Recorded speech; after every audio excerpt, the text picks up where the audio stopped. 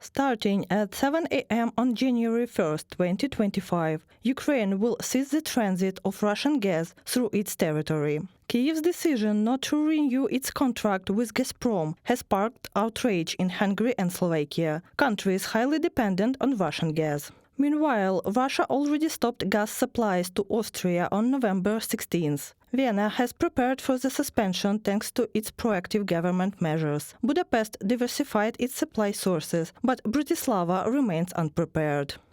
On December 22nd, Slovak Prime Minister Robert Fico traveled to Moscow for negotiations with Vladimir Putin. On December 27th, he released a video address.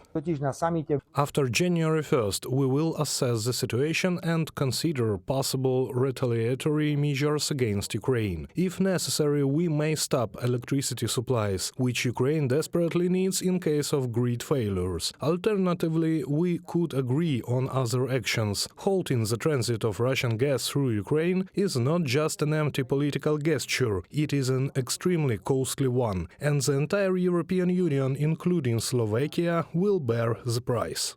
Ukraine's Ministry of Foreign Affairs reminded Fico that his actions contradict the EU's policy of reducing dependence on Russian energy resources. The ministry noted that Slovakia's prime minister is acting in Russia's interests by trying to push alternative energy sources out of the European market. Ukrainian President Volodymyr Zelensky accused Fico of sacrificing Slovakia's interest for personal gain.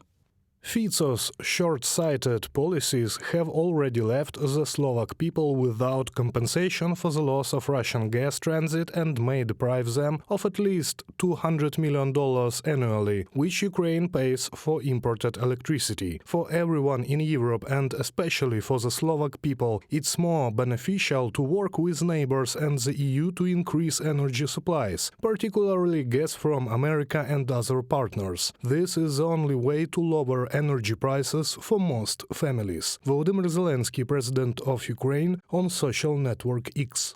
Experts believe Fico's actions could damage his position in Slovak politics. Following his visit to Moscow, protests erupted in Bratislava, with slogans like "Enough of Russia" and "Peace for Ukraine."